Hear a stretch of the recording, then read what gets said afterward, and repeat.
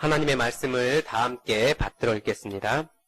그들이 먹을 때 예수께서 떡을 가지사 축복하시고 떼어 제자들에게 주시며 이르시되 받으라 이것은 내 몸이니라 하시고 또 잔을 가지사 감사 기도하시고 그들에게 주시니 다 이를 마시매 이르시되 이것은 많은 사람을 위하여 흘리는 나의 피 곧 언약의 피니라. 진실로 너희에게 이르노니 내가 포도나무에서 난 것을 하나님 나라에서 새 것으로 마시는 날까지 다시 마시지 아니하리라 하시니라. 이에 그들이 찬미하고 감난산으로 가니라. 아멘.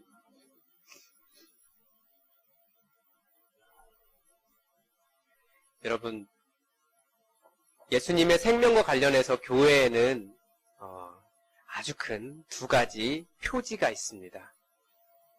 하나는 뭐냐면 어느 교회나 다 있는 거예요. 이것이 없으면 그 교회는 교회가 아니라고 이야기합니다. 교회에 가보면 항상 뭐가 있습니까? 네, 십자가가 있습니다. 십자가가 우리를 위해 죽으신 예수님을 보여주는 교회의 표지입니다. 또 하나가 있는데요. 보통 교회들 강대상에 보면 십자가 밑에 거대한 탁자가 하나 있을 겁니다.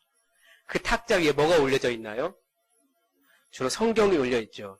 그런데 원래 그 탁자의 목적은 뭐냐면 우리를 위해 찢기신 예수님의 몸, 우리를 위해 피 흘리신 예수님의 피를 올려놓는 성찬대입니다. 거기에 말씀이 올려져 있어야 되는 것이 아니고 계속해서 우리를 위해 예수님께서 이렇게 찢기셨습니다. 그리고 우리가 이렇게 한 몸, 예수님의 몸을 먹었습니다. 라는 것을 눈으로 보여주고 있는 그 자리가 바로 그 성찬대의 자리입니다. 그래서 우리도 오늘 성찬을 하려고 하는데 이렇게 지금 보이게 놔뒀습니다. 일부 때는 덮어놨었는데요. 그래서 우리는 살아있는 모든 존재는 반드시 뭐 해야 됩니까? 먹어야 돼요. 그래서 우리는 가끔씩 혼돈을 일으키면서 뭐라고 질문합니까? 먹기 위해 사느냐? 살기 위해 먹느냐라고 질문을 해요. 뭐 그 질문의 답이 무엇인지는 모르겠지만 어쨌든 살아있는 모든 존재는 계속 먹어야지 살 수 있습니다. 먹는 것과 끊어질 수가 없어요.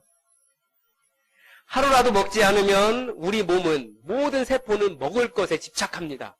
그래서 이렇게 내가 예민한 사람이었는가? 평소에는 축농증 때문에 코가 막혀 있어도 이틀만 굶으면 냄새는 정말 기가 막히게 맡을 수 있습니다. 그리고 성격도 굉장히 예민해져요. 아주 우리 몸이 신기한 그런 존재입니다. 우리는 왜 그렇게 먹을 것에 집착할까요? 이게 단순히 생존의 문제는 아닌 것 같아요. 그래서 저는 이 식욕을 이렇게 정의합니다. 식욕이란 하나님을 잃어버린 인간이 후에 하나님을 찾을 수 있는 단서로 인간의 세포에 남겨진 하나님의 메시지다. 아무도 못 이해할 것 같은데, 이럴 때 뭐라고 하냐면 목사가 목사했다고 합니다. 이 먹고자 하는 욕구가 이 하나님을 향한 갈망과 비슷해서 우리 생명에서 오는가 이것을 찾을 수 있는 수단, 지도와 같은 역할을 해준다는 겁니다. 그래서 음식을 대할 때마다 여러분 우리가 하나님 때문에 살고 있다라는 것을 감사하지 않으십니까? 우리가 돈 벌어서 먹는 게 아닙니다. 하나님께서 먹게 해주시니까 먹는 겁니다.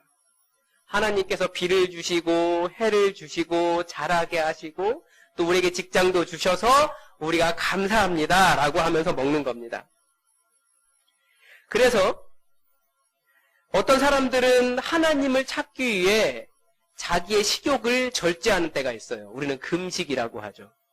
그러면서 기도하는데 그러면 금식에 대한, 그 음식에 대한 강렬한 열망과 하나님을 향한 강렬한 열망이 이렇게 오버랩되면서 하나님을 찾기가 훨씬 더 쉬워지는 것 같아요.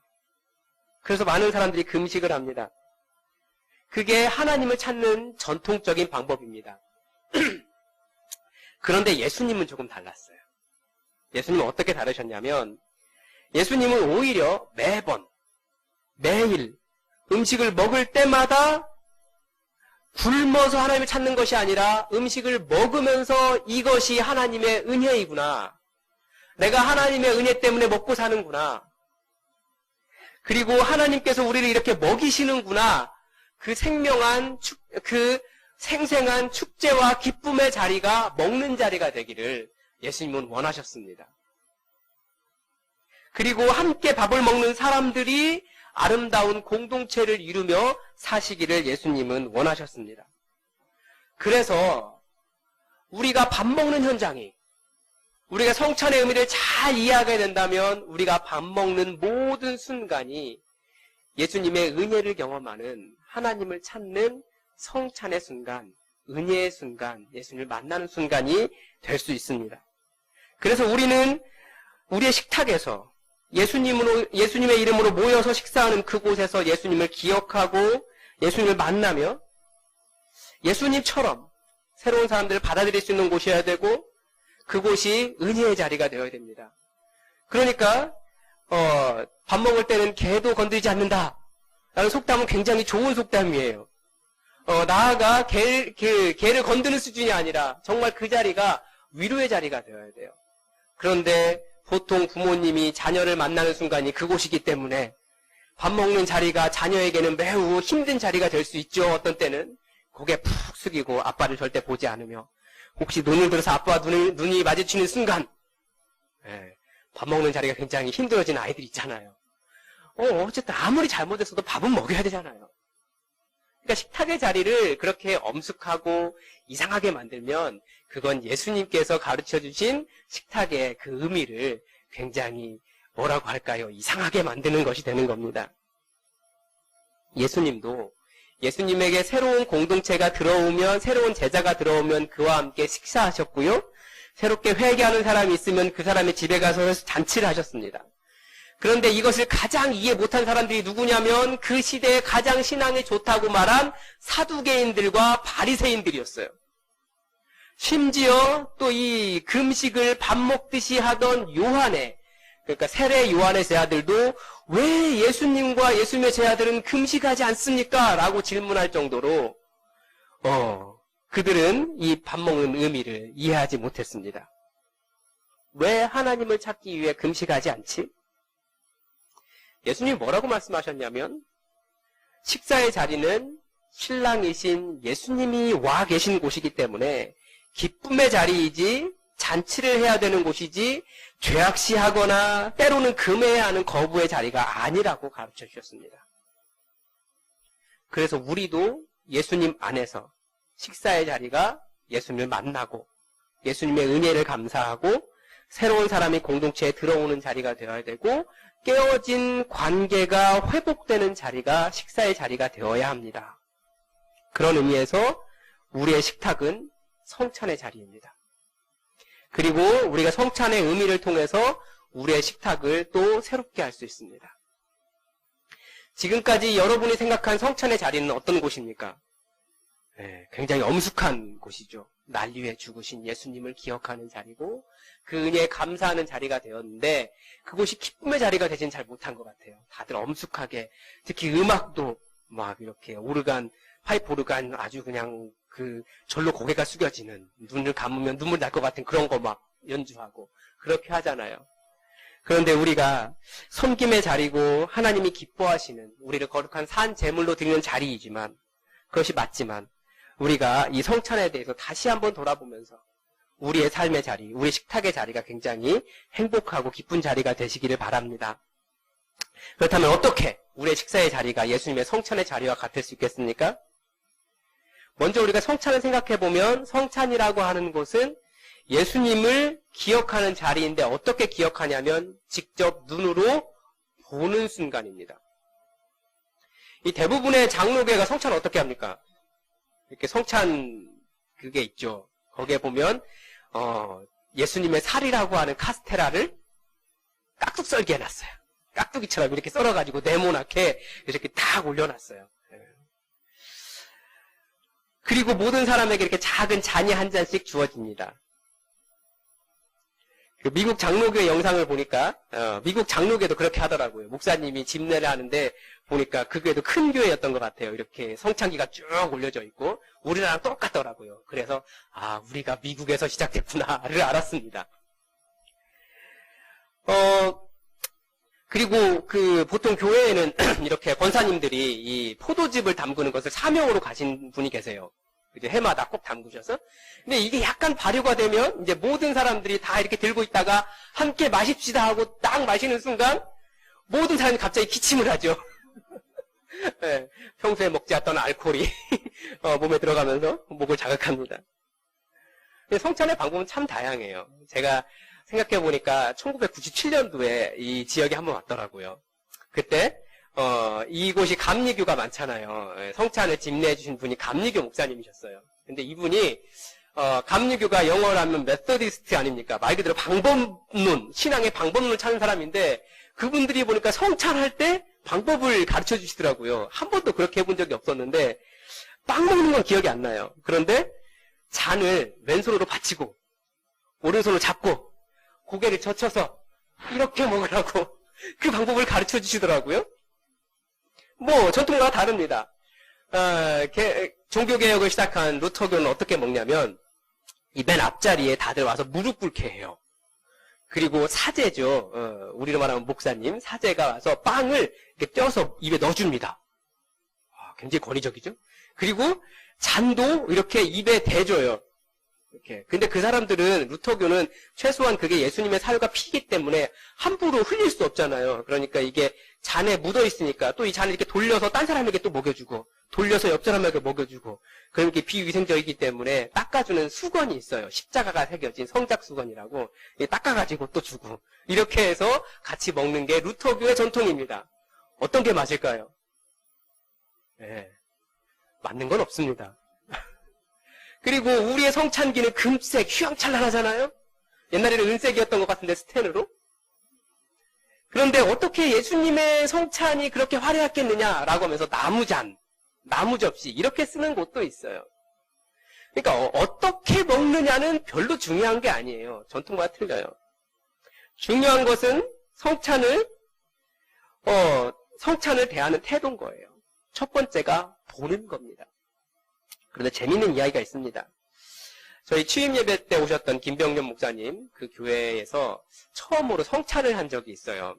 그분도 잘하시기를 믿는 가정에 잘하신 분이 아니셔서 대부분의 예식은 신대원에서 배우셨습니다.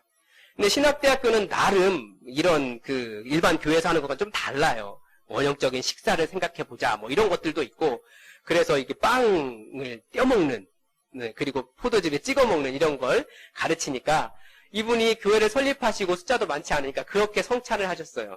처음에 이렇게 목사님이 빵을 들고 있고 옆에 전우사님이 여러분 보시기에는 목사님이 빵을 들고 있고 이렇게 나온다면 잔을 여기 전우사님이 들고 계셨겠죠? 그런데 어떤 그 모습이 이제 성도들로 낯설었던 거죠. 보통은 이렇게 카스테라 이렇게 먹어야 되고 잔 작은 거 이렇게 마셔야 되는데 근데 어떤 자매님이 드디어 예수님의 성찬을 하면서 예수님의 몸을 이렇게 딱 뜯어본 거예요, 직접. 빵을 딱 뜯는 순간, 예수님이 나를 위해 찢기셨구나. 내가 예수님을 찢었구나. 라고 해서 뜯는 순간 감격하셨어요. 그리고 바로 입에 넣어서 씹으셨어요. 눈물 글썽이면서. 그런데 한 걸음 옆에 가보니까 포도즙이 있는 거예요. 그래서 이분이 당황하셔서 씹던 빵을 꺼내서 찍으셨어요. 그리고 다시 감격해서 들어가셨죠. 그런데 비극은 뭐였냐면 이분이 거의 그 성찬 시작할 즈음에 그렇게 하신 거죠. 그 이후로 그 포도즙에 예수님의 피에는 그 자매님이 씹은 예수님의 살이 동동 떠 있었고 그것을 모르는 그 뒤에 이어졌던 많은 성도님들은 은혜와 감격 속에서 아주 독특한 성찬의 방식을 따라서 성찬을 행하셨고 은혜를 받았습니다. 나중에 알고 난 다음에 우리 모두가 그 자매의 침으로 대동단결됐다는 걸 알았죠. 우리가 예수님의 살과 피를 먹는 사람들인데 성찬은 무엇을 먹느냐, 어떻게 먹느냐가 아니라 첫 번째로 우리를 위해 찢기신 예수님의 몸, 우리를 위해 흘리신 예수님의 피를 직접 경험하는 자리, 직접 눈으로 보는 자리, 그것입니다. 그래서 카스테라 이렇게 썰어놓는 것보다 사실은 직접 뜯어보는 게 더 중요해요. 나 때문에 찢긴 예수님의 몸을 보는 것이 매우 중요합니다. 그리고 나 때문에 흘리신 예수님의 피를 보는 것이 중요합니다. 나 때문에 예수님께서 이렇게 사하셨구나. 나 때문에 예수님께서 이렇게 피 흘리셨구나. 내가 이것 때문에 살았구나. 그것을 눈으로 보고 기억하는 자리. 눈에 담아서 마음속으로 기억하는 자리가 성찬의 자리입니다. 그래서 비록 우리의 주식이 빵은 아니지만 여러분 식사하실 때마다 기억하십시오. 그리고 눈앞에 항상 그리고 계십시오. 눈앞에 내가 찢은 자리가 비어있는 예수님의 몸을 기억하십시오. 또 하나 식사는, 이 성찬은 예수님을 먹는 자리입니다. 이 초대교회사에서 기독교인들이 세상으로부터 오해를 받았던 이유 중에 하나가, 세상이 교회를 거부했던 이유 중에 하나가 이 성찬에 있었습니다. 예수님께서 22절에서 식사 때에 떡을 가지고 축복하시고 제자들에게 떼어 주시면서 하신 말씀이 사실은 유대인들 그 제자들에게는 충격이었습니다. 뭐라고 말씀하셨냐면 받으라 내 몸이다 라고 말씀하셨어요. 예수님의 몸이라고요? 비유를 하셔도 꼭 그렇게까지 하셔야겠습니까? 이게 제자들의 충격인 거예요. 아니 우리가 살 먹는 사람들입니까? 그런데 23절에는 이번에는 잔을 가지고 감사기도를 한 후에 제자들에게 다 주셨어요. 그래서 제자들이 마셨어요. 그런데 마시고 난 다음에 예수님이 말씀하셨어요. 뭐라고요? 이것은 많은 사람을 위하여 흘리는 내 피다. 곧 언약의 피다. 먹기 전에 말씀하시지 마시고 난 다음에 말씀하셨어요. 왜냐하면 이스라엘 사람들은, 유대인들은 절대 피를 마시지 않거든요. 동물의 피도 먹지 않는데 심지어 그 피가 내 피다라고 말씀하시니까 제자들이 충격을 받은 거죠. 그래서 초대교회가 세상으로부터 거부당한 이유가 저 사람들은 사람의 살을 먹고, 그러니까 인육을 먹고 사람의 피를 마시는 사람들이래 라고 하는 오해가 있었던 겁니다. 또 교회도 오해받기 딱 좋게 했어요. 왜냐하면 이 성찬이 너무나 귀한 것이기 때문에 구원이 확실하지 않은 사람들에게는 주지 않은 거죠. 그래서 세례 받은 사람만 먹었는데 세례 교육이 얼마나 혹독했는 줄 아십니까? 왜 사순절 40일인 줄 아십니까? 사순절 40일 동안 금식시켰어요. 공부시키면서. 그러니까 그리고 결정적인 건 예수님 그 십자가에 못 박히신 금요일 밤 그때부터 더 혹독하게 시켰죠. 그리고 예수님 부활하신 새벽에 침례했어요. 그래서 물속에 이렇게 침례할 때 어떻게 들어갑니까? 침례 반이 이렇게 있거든요. 우리가 보는 침례는 강에다가 이렇게 집어넣어가지고 확 이러고 하고 일어나잖아요. 그러니까 침례 반이라고 이렇게 들어가면 물에 점점 담기는 계단이 있었습니다. 한 걸음 하고. 그럼 목사님이 이 사람이 거의 죽을 때까지 누르면서 기도를 하죠. 끝까지. 그러면 거의 허우적대면서 죽기 직전에 막 살려주십시오 하면 딱 놓으면 이제 그 사람이 얼른 나와서 아 살았다 하는 거예요. 그게 이제 초대교회의 침례였습니다. 세례고. 그러니까 그런 사람들은 받았던 거예요. 그런데 언제 사람들에게 오해를 받으니까 주로 밤에 동굴에 모여서 자기들끼리 방언으로 막 기도하고 난 다음에 이것이 예수님의 몸이다. 이것이 예수님의 피다 하고 나눠 먹었다는 거예요. 그러니까 지나가던 사람이 보면 얼마나 무서웠겠습니까? 그러니까 교회가 참 오해받기 쉬운 짓을 했죠. 그래서 지금도 우리는 그 전통을 이어받아서 뭐라고 이야기합니까? 세례 받으신 분들만 받으시기 바랍니다. 이렇게 이야기하는 겁니다. 그 이유예요. 그러나 이제는 성찬에 참여하지 못할 어린이도 없어요. 성찬에 참여하지 못할 청소년도 없어요. 왜요? 우리가 예수님의 십자가, 예수님을 우리 주인으로 받아들이면 모두가 다 구원을 받는 것처럼 우리가 예수님의 그 생명에 참여하기를 원하는 모든 사람들은 다 참여할 수 있는 것이 성찬의 자리입니다. 밥 먹지 않는 사람 없잖아요. 그래서 이렇게 말하면 이제 어느 교단은 발끈할 거예요. 어떻게? 세례도 받지 않은 아이들이 먹을 수 있느냐? 뭐 이런 이야기를 할 텐데 사실 교단도 변하고 있어요. 그래서 지금까지 유아 세례만 이야기했지만 아이들 세례를 지금 연구하고 있고요. 조만간 우리들이 나온 교단에서 발표할 겁니다. 아주 그리고 세례도 그렇기 때문에 성찬도 더 확장될 거예요. 그래서 예수님의 살과 피를 먹은 사람은 식사의 의미에 조금 더 한 걸음 다가가게 되는 거죠. 이것이 생명과 관련된 것이구나. 그리고 식사는 생명을 기념하는 자리입니다. 그래서 우리가 밥을 먹어야 생명의 기운을 얻습니다. 제가 지난주에 저 당뇨 있습니다 라고 얘기했더니 많은 성도님들이 혼란에 빠지셨어요. 이 교회 교인 윤리 강령에 의하면 봉투는 절대 주면 안 되고 혹시나 주고 싶으면 3만 원 이하의 식사로 대접하라 이렇게 기록되어 있는데 예, 도대체 탄수화물을 먹이지 않으며 어떻게 3만 원 이하로 목사를 대접할까 많은 성도들이 고민에 빠지셨는데 예, 저도 사실은 먹는 것에 대한 고민이 많아요. 의사 선생님들은 많이 먹지 말라고 말하는데 많이 먹지 않으면 힘이 없는 게 맞아요. 예, 그러면서 느끼는 건 뭐냐면 이 사람의 생명이 사람의 기운이 먹는 것과 관련이 있구나 정말 많이 생각하게 돼요. 무엇을 먹느냐 얼마나 먹느냐 우리의 생명의 기운과 관련이 있습니다. 그래서 먹는다고 하는 그 행위 자체는 우리의 생명이 어디에서 기인하고 있느냐를 잘 보여주고 있습니다. 그래서 성찬을 할 때 이 성찬이 보여주는 것은 생명잔치예요. 예수 그리스도의 생명을 우리가 먹고 그것을 기념하는 겁니다. 그래서 우리의 성찬을 가장 싫어하는 존재가 누구일까요? 생명을 가장 싫어하는 사망을 무기로 갖고 있는 사탄이 제일 싫어하는 것이 우리의 성찬입니다. 에이, 그거 먹는다고 우리가 삽니까? 에이, 그거 한다고 그게 뭐가 능력이 있습니까? 이 빵과 이 포도즙에는 생명이 있는 게 아니에요. 이거랑 관계가 없어요. 우리는 기념하고 있는 거예요. 생명의 역사, 진짜 생명이 어디에서 왔는지 살리는 그 일을 우리가 기념하는 겁니다. 그러므로 우리에게 생명의 기운을 불어넣어주는 우리가 매일 대하는 매일의 식사가 우리에게 진정한 생명을 주시는 분이 예수님이시라는 것을 기억하는 자리가 되고 기념하는 자리가 된다면 그 자리가 다시 사탄을 이길 수 있는 힘을 얻는 자리가 될 수 있습니다. 우리 기념행위라고 하는 것을 우리가 그 의미를 잘 몰라요. 그런데 우리가 얼마나 진지하게 진정으로 이 기념행위에 참여하느냐에 따라서 우리의 영적인 힘도 달라집니다. 특별히 영국에서 그런 일이 많은데요. 영국에서 축구 선수들이 골을 넣고 난 다음에 피리 부는 그 세리머니 하는 사람들이 가끔 있어요. 그런데 예전에 축구 경기할 때 글래스고의 한 선수가 공을 넣고 난 다음에 피리를 부는 세리머니를 했는데 그 지역에서 폭동이 일어날 뻔한 적이 있어요.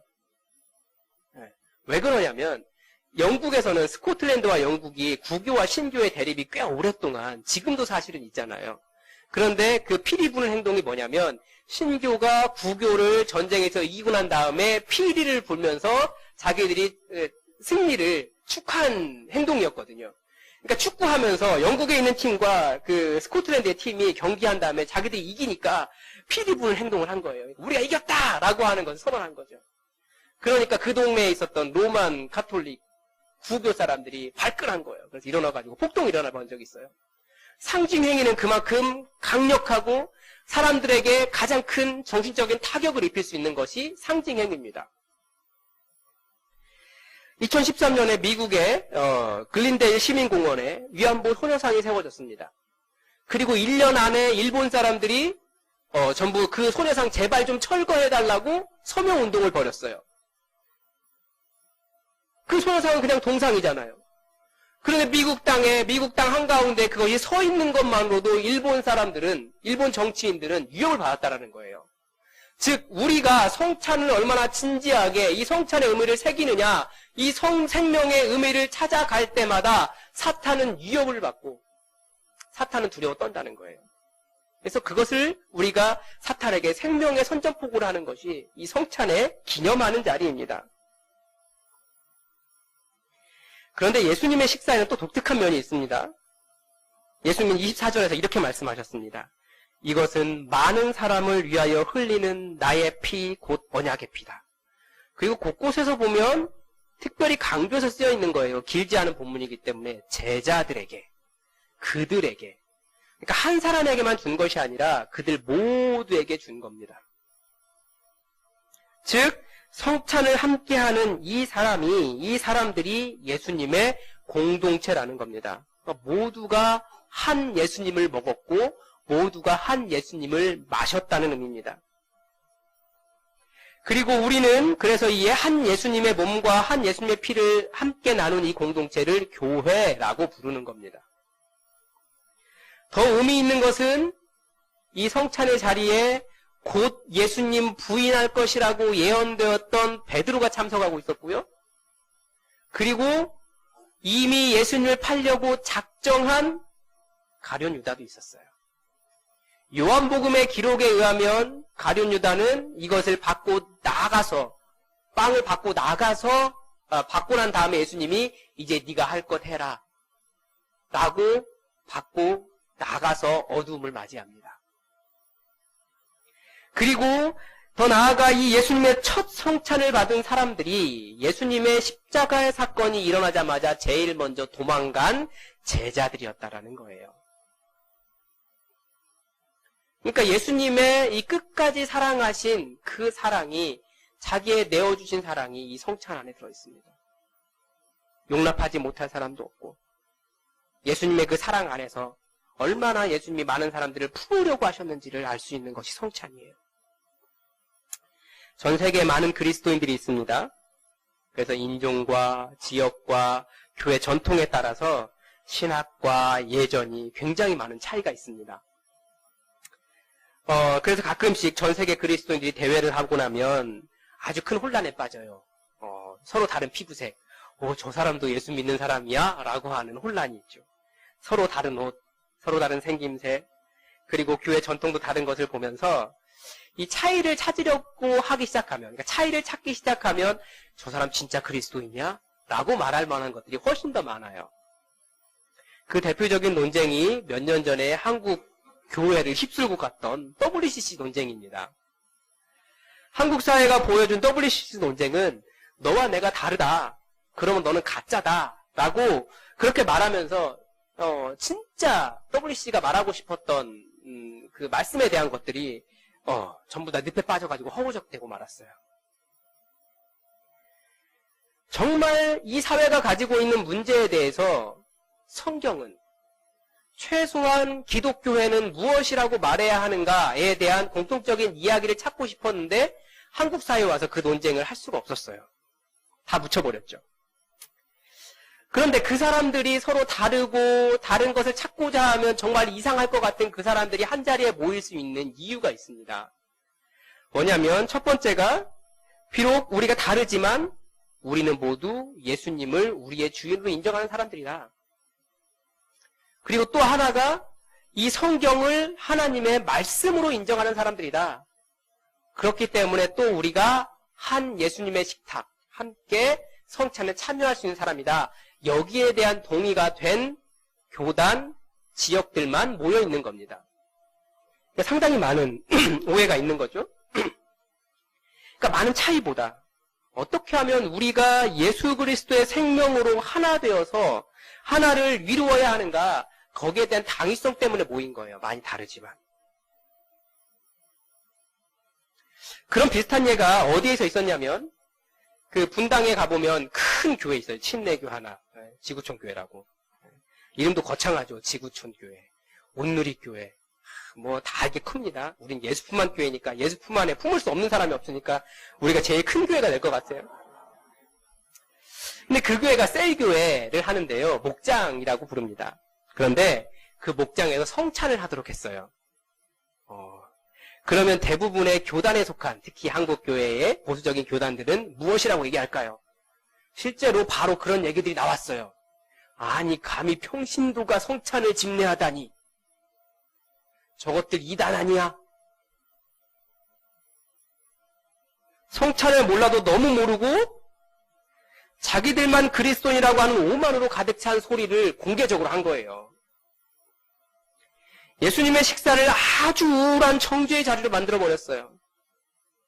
그 가장 친밀하고 서로를 돌보는 그 셀 가족교회가, 그 목장이 예수님의 살을 나누며 하나가 되는 그 순간에, 아니 누가 이렇게 뛰는 거 못하는 사람이 있습니까? 그거 하면 안 됩니까? 그게 뭐라고 꼭 목사만 해야 된다 이래가지고 그 사람들을 정죄하고 이단이라고 말하고 함부로 이야기하고 예수님의 성찬을 그렇게 만들어버립니까? 성찬의 자리는 그런 자리가 아니에요. 너는 이래서 안 돼 라고 말하는 자리가 아니에요.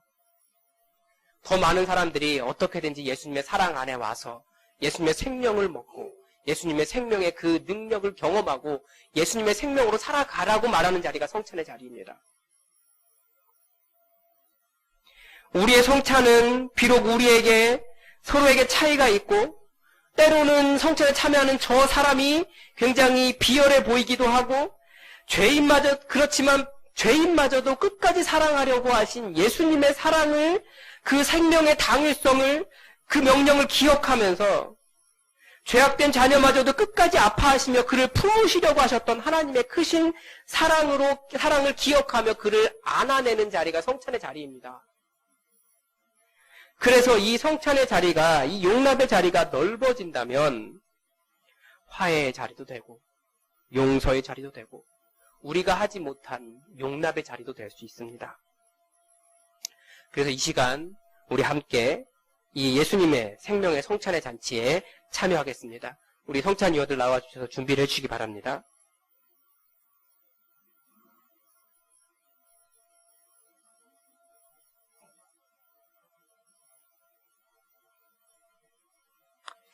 이 성찬이 지금까지 우리가 해왔던 것처럼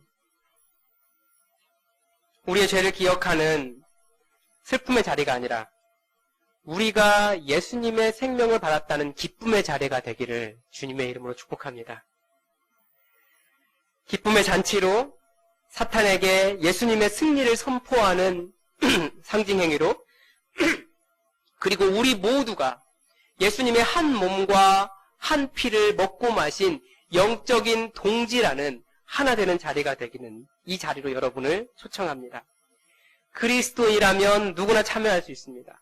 예수님의 생명을 누리기를 원하신다면 참여하십시오. 청소년도 참여할 수 있습니다. 모두가 다 우리가 예수님의 몸 안에서, 예수님의 피 안에서 한 교회를 이루고 있습니다.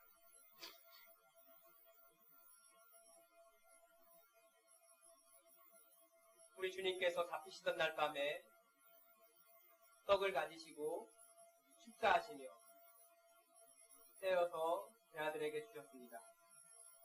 이것은 내 몸이다. 받으라, 먹으라 말씀하셨습니다.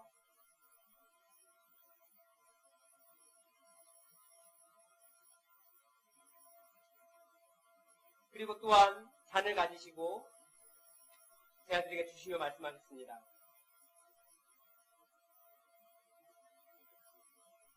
이것은 많은 사람을 위하여 흘리는 나의 피 곧 언약의 피다.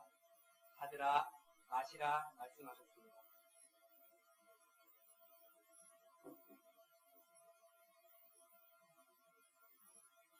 우리는 이것을 먹고 마시며 주님 오시는 그날까지 우리를 위해 생명을 주신 예수 그리스도를 기념합니다.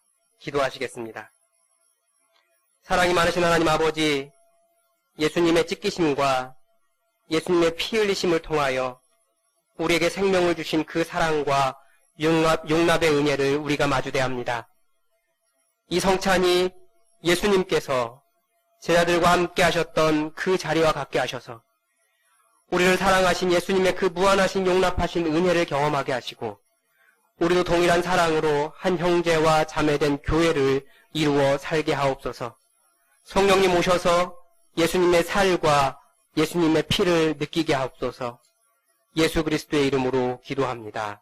아멘.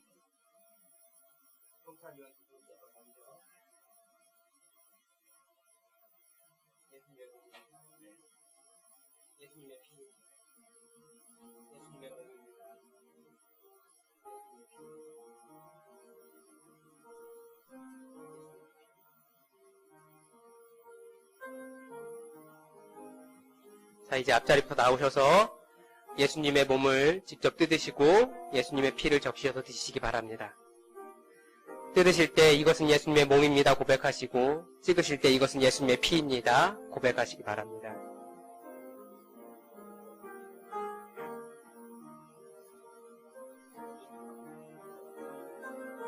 그들이 먹을 때에 예수께서 떡을 가지사 축복하시고 떼어 제자들에게 주시며 이르시되 받아서 먹으라 이것은 내 몸이니라 하시고 또 잔을 가지사 감사 기도하시고 그들에게 주시며 이르시되 너희는 다 이것을 마시라 이것은 죄 사함을 얻게 하려고 많은 사람을 위하여 흘리는 바 나의 피 곧 언약의 피니라.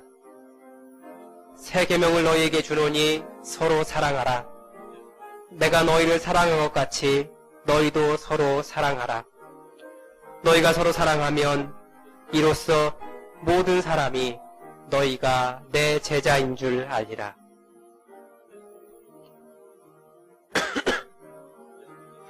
내 안에 거하라. 나도 너희 안에 거하리라. 가지가 포도나무에 붙어있지 아니하면 스스로 열매를 맺을 수 없음 같이 너희도 내 안에 있지 아니하면 그러하리라. 나는 포도나무요 너희는 가지라. 그가 내 안에 내가 그 안에 거하면 사람이 열매를 많이 맺나니 나를 떠나서는 너희가 아무것도 할 수 없음이라. 사람이 내 안에 거하지 아니하면 가지처럼 밖에 버려져 마르나니 사람들이 그것을 모아다가 불에 던져 사르느니라. 너희가 내 안에 거하고 내 말이 너희 안에 거하면 무엇이든지 원하는 대로 구하라. 그리하면 이루리라. 너희가 열매를 많이 맺으면 내 아버지께서 영광을 받으실 것이요 너희는 내 제자가 되리라. 내가 그리스도와 함께 십자가에 못 박혔나니 그런즉 이제는 내가 사는 것이 아니요 오직 내 안에 그리스도께서 사시는 것이라. 이제 내가 육체 가운데 사는 것은 나를 사랑하사 나를 위하여 자기 자신을 버리신 하나님의 아들을 믿는 믿음 안에서 사는 것이라. 그리스도께서 우리를 위하여 저주를 받은 바 되사 율법의 저주에서 우리를 속량하셨으니 기록된 바 나무에 달린 자마다 저주 아래에 있는 자라 하였습니다. 이는 그리스도 예수 안에서 아브라함의 복이 이방인에게 미치게 하고 또 우리로 하여금 믿음으로 말미암아 성령의 약속을 받게 하려 함이라. 사랑하는 자들아, 우리가 서로 사랑하자. 사랑은 하나님께 속한 것이니 사랑하는 자마다 하나님으로부터 나서 하나님을 알고 사랑하지 아니하는 자는 하나님을 알지 못하나니 이는 하나님은 사랑이심이라.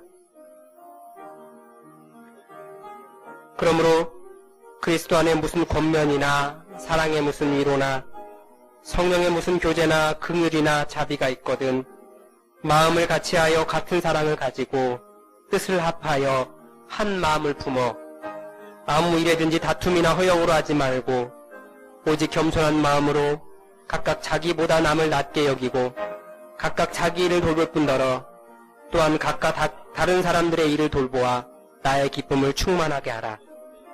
너희 안에 이 마음을 품으라. 곧 그리스도 예수의 마음이니 그는 근본 하나님의 본체시나 하나님과 동등됨을 취할 것으로 여기지 아니하시고 오히려 자기를 비워 종의 형체를 가지사 사람들과 같이 되셨고 사람의 모양으로 나타나사 자기를 낮추시고 죽기까지 복종하셨으니 곧 십자가에 죽으심이라.